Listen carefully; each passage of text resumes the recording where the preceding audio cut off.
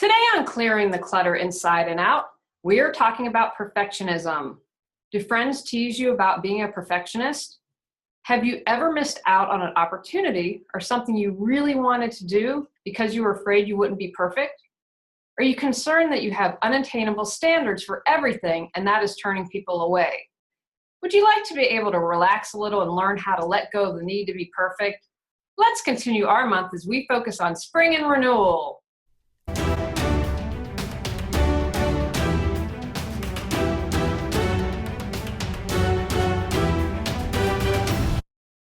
Ready to clear your clutter and share your gifts with the world? Every Tuesday at 1 p.m., join award-winning professional organizer, author, and certified life coach Julie Coraccio on clearing the clutter inside and out, as she teaches you how to navigate the waters to declutter your life. Julie Coraccio destroys the box and examines clutter in all areas: physical, mental, emotional, spiritual, energetic, relationships, health, finances, and more. All right, everyone, very important topic today. We're talking about perfectionism. Now, the podcast is about clutter, it's about getting it organized, and this is going to fit in the mindfulness category because to me, perfectionism can hit any area of our life. I know I was thinking yesterday I did an interview and I had a great interview, this really wonderful man, and I went, when he asked me a question, and the perfectionist in me was like, Julie, oh my gosh, is going to be able to edit? And I remember I'm in the middle of the interview. And I want to be fully present to give the best Julie that I can be. And that little perfectionist voice started talking. You know, if you've been listening to the podcast, I have been working on these books. They are real. I'm not making them up. But that little perfectionist in my head's like, do you really want to put it on Amazon? Because is it good enough? Is it perfect enough? What are people going to say? And a little critic. And you know how that goes. So today we're going to talk about perfectionism. I'm really excited. Today's guest, Kelly, I'm going to tell you about her in a moment. I was interviewed on her podcast, which we'll definitely get her to tell you about. And we're going to be sharing that next month or in May when I do podcasts. So it's really a lot of good stuff coming up. And if you're watching on YouTube, I have fairy hair. There is nothing missing in my hair. Next time I'm going full on fairy hair, but these nice little sparkles are meant to be there.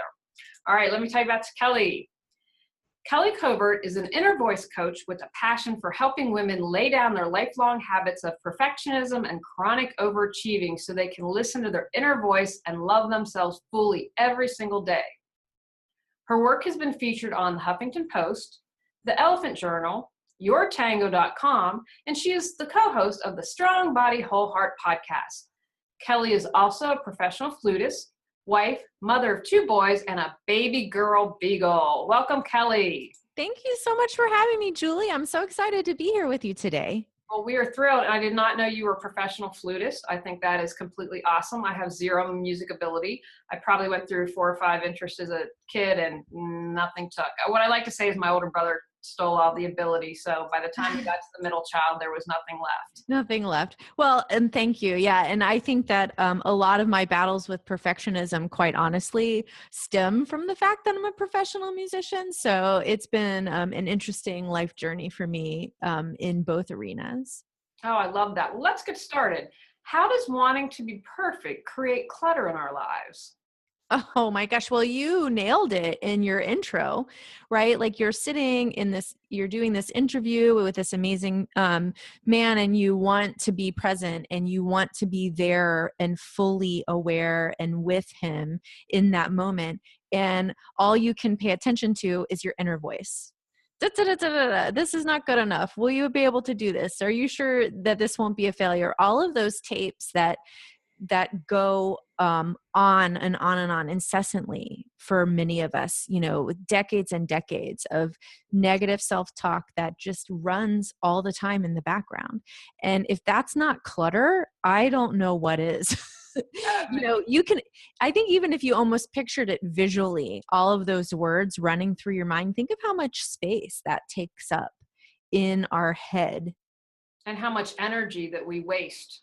Totally. Trying to be perfect. That's a great visual. I can completely see that with just 1,000 million words right around your brain. Yeah. Yeah. And I think one thing that I've noticed about myself is that my brain feels full a lot. And I think that's because I have a lot of things going on that I want to have going on. I'm a creative person. And so I have ideas, but I don't want to clutter up that space up there with stuff that's not serving me. And, that perfectionist talk up there doesn't empower me to make my life better. It doesn't empower me to take action on the things that I want to take action on. It doesn't empower me to be me, because it's really always about proving and showing someone that I can do it. And I don't need all of that junk. That's just junk laying around, if you ask me. I agree 100%. It definitely is junk. Now, I'm curious what your perspective has been. Do you find that people tend to be perfectionists in one area of their lives, or it, for some people, is kind of an overall thing? I was thinking about this and I thought, I'm a perfectionist. I've relaxed a little on the podcast. I thought if I have an or ah and I don't edit it out, they're not going to die when they listen to it. And with my writing, I know that I can tend to be like, okay, and I could rewrite and edit till the cows come home. How the laundry's done, not so much of a perfectionist. So what have you found? Oh, I think that's totally true. And it's interesting because I'm the same way. Like when it comes to career things or music things, that's where parenting. That's a biggie for me. That's when my perfectionism tends to rear its head.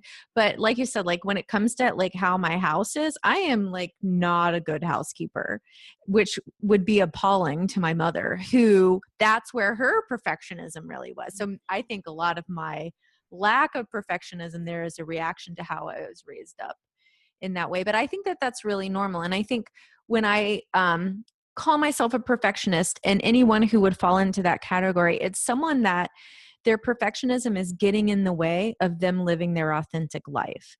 And that could be in one area, it could be in many areas. I don't think it really matters how many, like, what does it mean to define a perfectionist? For me, it's just if it's getting in the way of you being you and of you loving you, then that's something that probably you should be working on.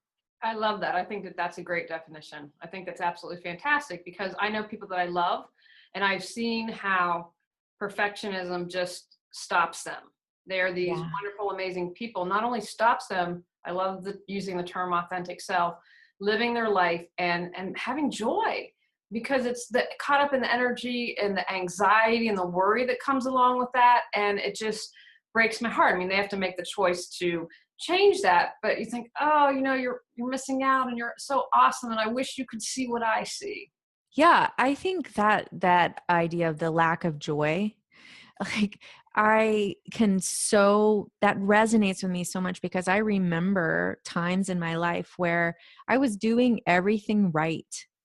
I was doing everything the way I should be doing, or the way I was supposed to be doing. And I was successful. And like, if you looked at me from the outside in, you would say, wow, how does she do it all? It's amazing. And I had zero joy, zero, like, it's just, it was like empty inside, because I was putting all this effort into making my life look perfect that wasn't aligned with my soul. Number one, because we can't be perfect. And when we're trying to make it look like that, then there's a disconnect there. And I really feel like our soul feels that, it feels that pulling away. And some people call that, being in a funk. Some people calling it losing their mojo. Some people might call it depression, although I don't want to diminish the, true definition of medical depression. But I think that this idea that, when we're tearing away from what our soul is asking us to do, it's going to be painful internally. I think social media has also added to this feeling of perfectionism. I read this really interesting article, I don't remember where, and it's someone I don't follow on Instagram, but it's apparently making six figures, and she's, I guess, what I'd call a lifestyle person, but they're two parents and they have two small children. And, hiring a professional photographer in Central Park in New York City to get the, what's the word I'm looking for, the spontaneous shot. And, and the writer's kind of asking these great questions, like, do you see a disconnect, or do you see how this mine is ironic, or maybe is not authentic, or you're kind of, giving people a snow job and just wasn't going to go there, wasn't going to admit it. And I thought, wow. And then bringing the children into that. And that, would be a whole other thing, but presenting this ideal. And I know there have been studies done. We see all these things on Facebook and we get depressed because that's not our life, but it's not real, most of it. Right. And I think that's when perfectionism is really driven a lot by comparison. So like, why do I think I am not perfect? Because I look at someone else and my life doesn't look like theirs. And so there's that wonderful quote, comparison is the thief of joy. I heard that. I like that. Yeah. And to me, that's exactly what happened. Like, I'm looking outwardly to try to measure up, to say, this is what my life should look like, instead of looking inward, connecting with my true inner voice and asking my soul, okay, what does my life need to look like? And when I do that, it's not perfect, but it wasn't perfect before either. And Right. Now it's aligned with what I want. It feels really good. I have joy in my life. I'm flowing with ideas. I'm not yelling at my kids all the time, although it happens sometimes. And I like to call myself a recovering perfectionist, because I do feel like I had an addiction to external validation. Mm-hmm. Yeah. Like, I wanted people to tell me I was doing a good job. I wanted the gold star. I wanted the certificate or the diploma or the trophy. Like, those are the things that I was addicted to, that external pat on the back. And I really had to come to terms with the fact that I'm never going to be satisfied. That's never going to feed the part of my soul that needs that until I give it to myself. And just like anybody who's recovering from an addiction, I fall off the wagon sometimes. There are days when my inner perfectionist rears her head and I'm like, where did that come from? And I really have to be gentle with myself and know that I have decades of being a perfectionist, and only, I would say 5 to 10 years I've really been working on this area of my life.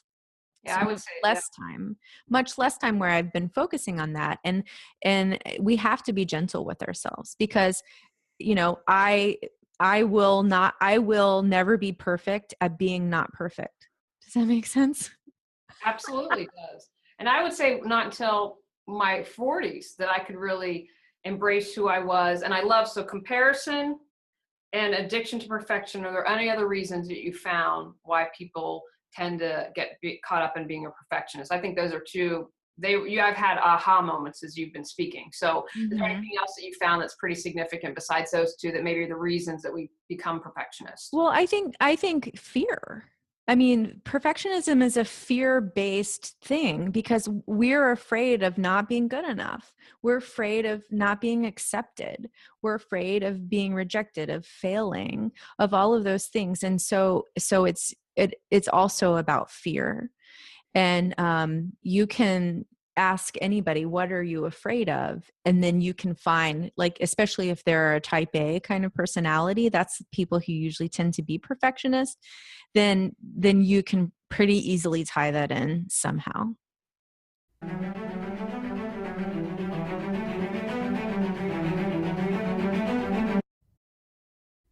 Do you keep saying you'll declutter, get organized, or pursue your dreams someday, but someday hasn't come? Learn how Julie Coraccio can support you at reawakenyourbrilliance.com.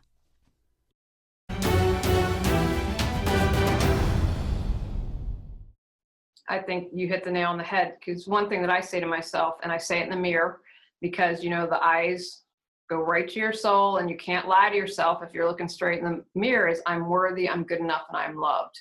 Because I think that's so no good. matter what is going on, it can boil down to one of those three. Mm-hmm. Yeah, that's so good. I gave myself a gift last December, and I had the word worthy tattooed on my arm. Nice. Can you show us, or is it? Yeah, I don't, it might be backwards though. So I don't know if it. Oh, nice. Yeah, no. Oh, wow. No, you can see it really well. I love the script.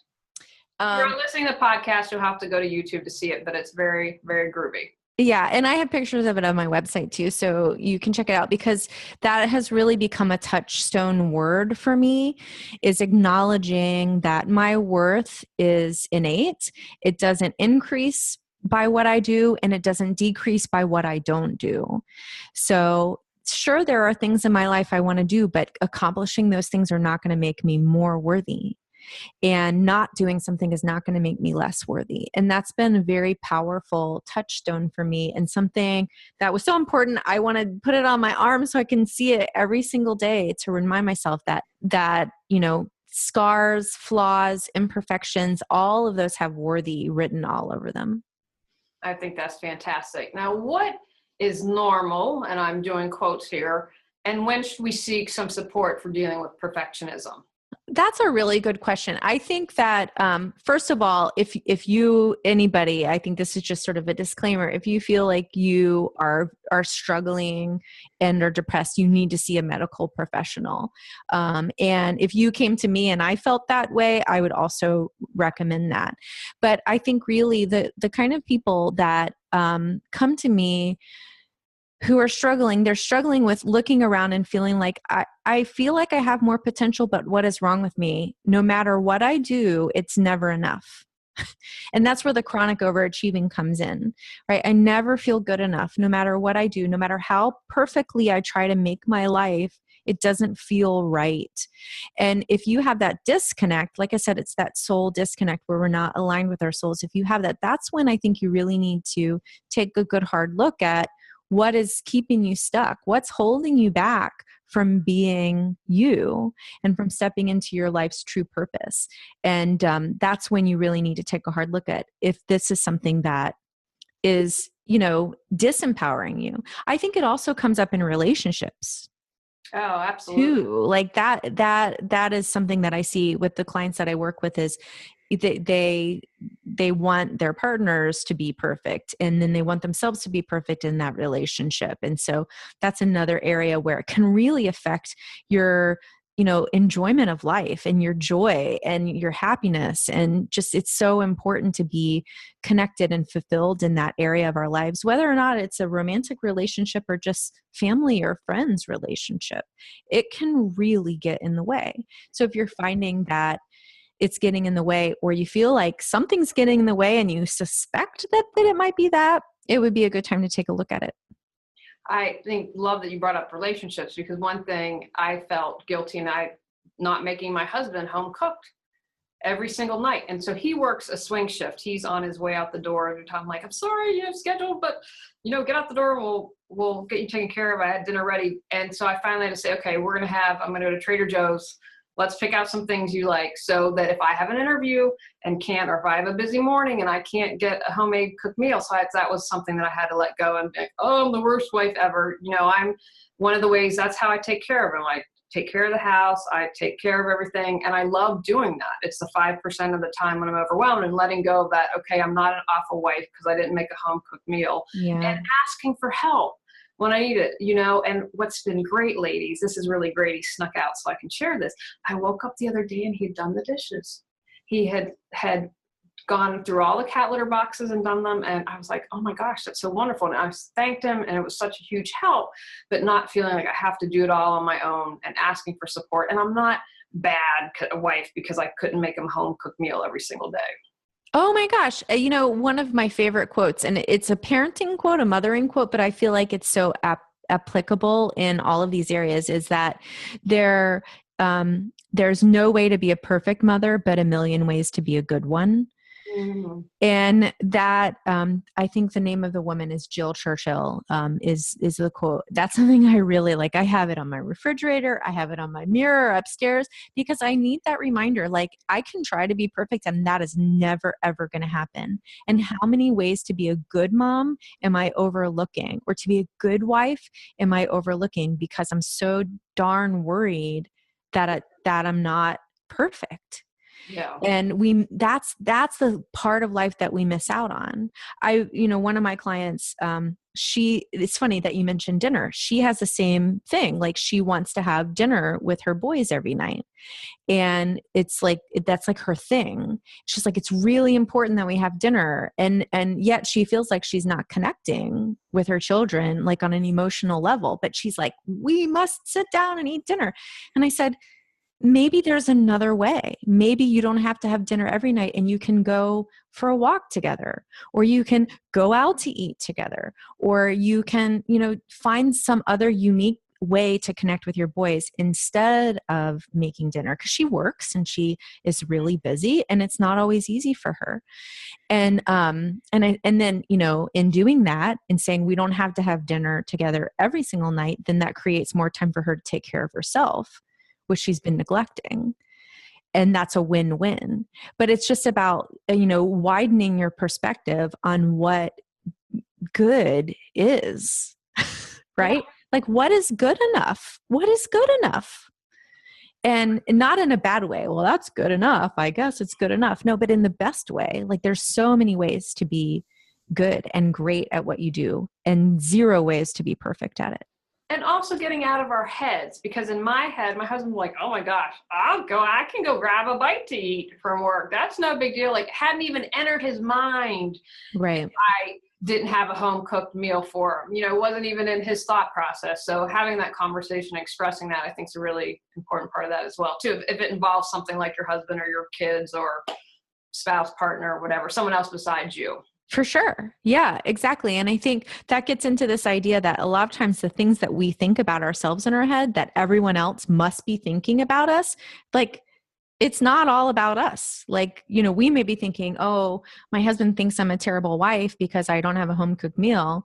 And he hasn't really even thought about you because it's not really about you. We make a lot of things about ourselves that really, if we can just release that, then we can connect with each other, we can love each other, and be flexible with how we are with each other. And then that makes relationships more joyful, more rewarding, and more sustainable. Oh, I definitely believe that wholeheartedly. Now, I always try to find the golden nugget in everything. So what would you say are some positive aspects, golden nuggets of perfectionism? Oh my gosh, there's a lot of them. So a perfect example is perfectionists tend to be very good at the things that they choose to pursue, whether it be career or hobbies or whatever, because they go all in. It's like perfectionists tend to be all or nothing kind of people. And so when they commit, they commit. And that's a really good quality to have, as long as you can temper that with knowing that that is not required, right? And that it doesn't make you better. Like, you shouldn't do it just because you think that people are going to think you're good at it, or because you're the best or whatever. So for me as a perfectionist, and this has been something, I feel like I've been a perfectionist since I was very, very young. Mm-hmm. And what are the rewards of that? Well, I have 2 degrees in music performance. That's huge. Like, I've done a lot of really great things, and I'm proud of myself for that. But also knowing that not all of those things were things that maybe I really wanted to do. Maybe I just did them because I thought I should do them. Mm-hmm. So I love that you're finding like the good qualities. And I think that as perfectionists or recovering perfectionists, we can really take those personality qualities that sometimes can feed into perfectionism and temper them a little bit with the knowingness that doing more is not going to make us more worthy. Mm-hmm. All right. Good enough comes from within, and letting go of that need for the external affirmation, letting go of that need to, have everybody look at you and say, you've got it all together.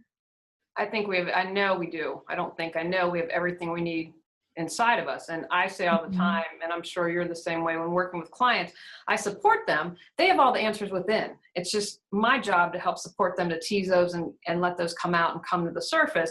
But our soul is guiding us, whatever word you feel comfortable with using, we're being guided. It's just, are we awake and aware, and are we listening? Right. And you must listen, and you must create space to hear that inner voice. I mean, this is what I'm really passionate about, is helping women connect with their inner voice on such a deep level that they know what the answers are. And I find, especially with, perfectionists and chronic overachievers, we're so busy doing all of the things all of the time. We don't take the time to just sit still. Just sit still and listen and be quiet.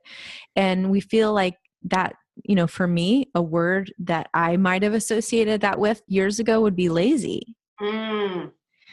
And that was a really triggering word for me for a long time. Like, God forbid anybody think that Kelly Covert is lazy, because that would be like the end of the world. And really what I needed to do is I needed to embrace the idea that rest is important, and that, being lazy every now and then, in the best sense of the word, is something I need to connect with my soul and to be aligned. We are human beings, not human doings. Exactly. I love that. I love that. All right.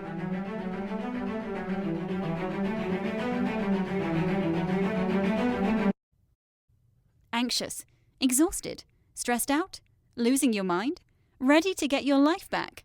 Go to reawakenyourbrilliance.com to learn how Julie Coraccio can support you.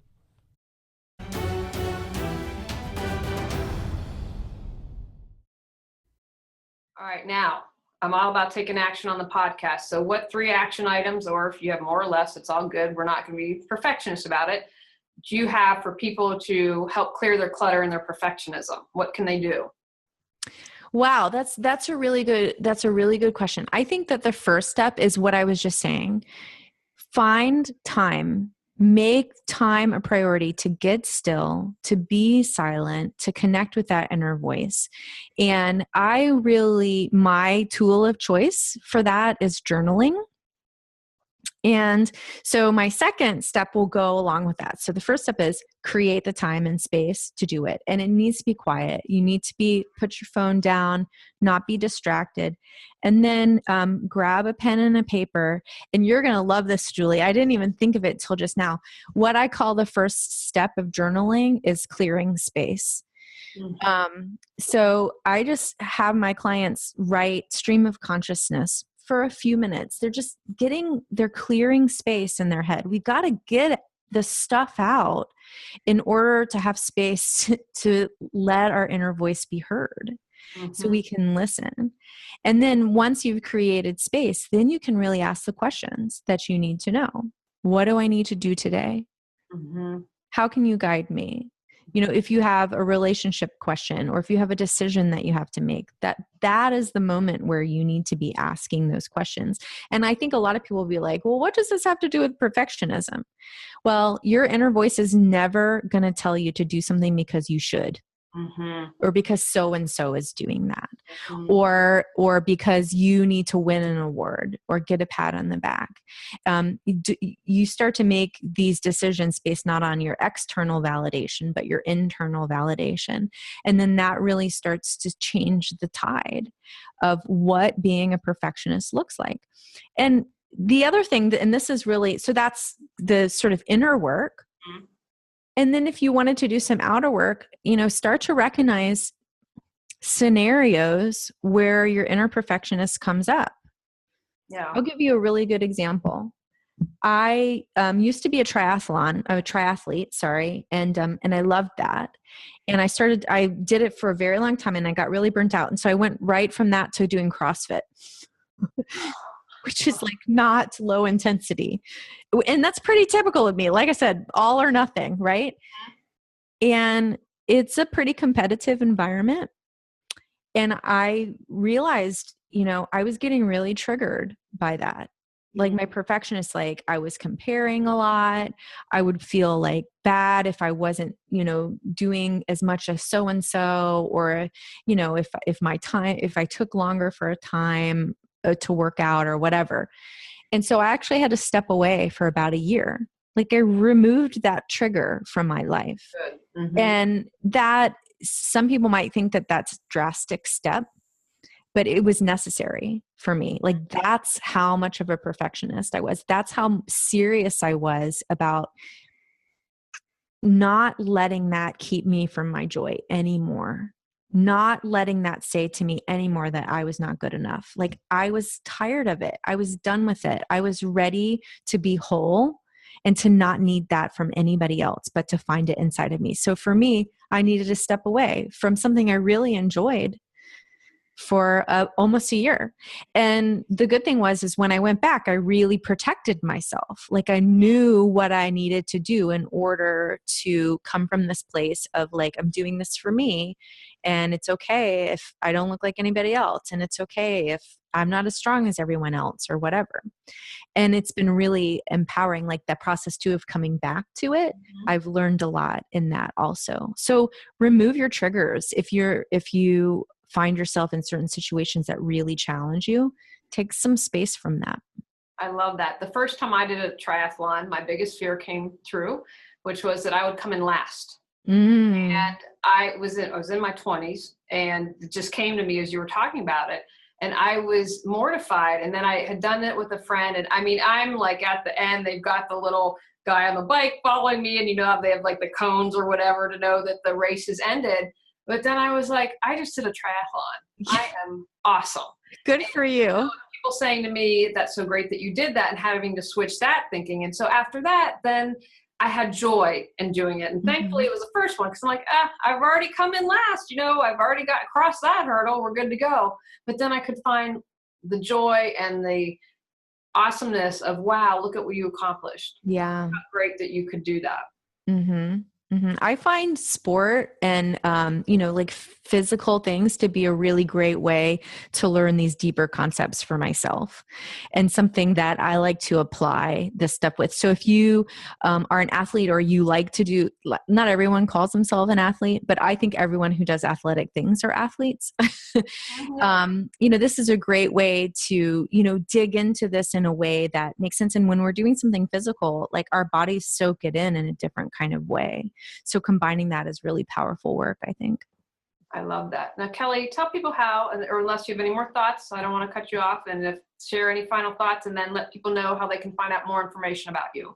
Great. Well, my only final thought would be this, that you matter. Everyone listening to this, you matter. You make a difference. You are important in this world, and we need you to shine brightly. We need you to be aligned with your true purpose, and to step out and be strong and be proud and love all of who you are, because that's how we get to experience your gift. And so if you take only one thing away from our conversation, take that away, that you mattered, that you matter, and that you are loved, and that you are needed.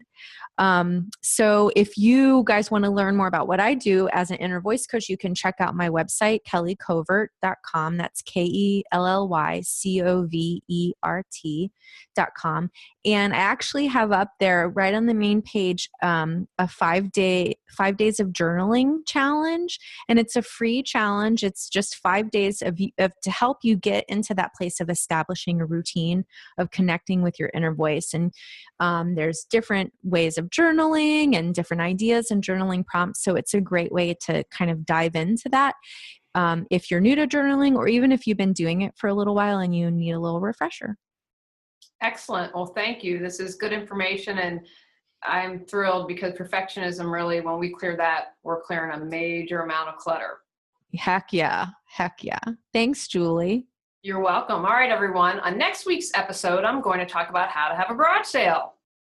Go out, clear the clutter to create the life you choose, deserve, and desire. Ready to live a more joyful and fulfilling life? Sign up for our newsletter at reawakenyourbrilliance.com and receive a free copy of 10 Steps to Clearing Clutter Inside and Out. If you enjoyed today's episode, please rate and review Clearing the Clutter Inside and Out. See you next Tuesday at 1 p.m.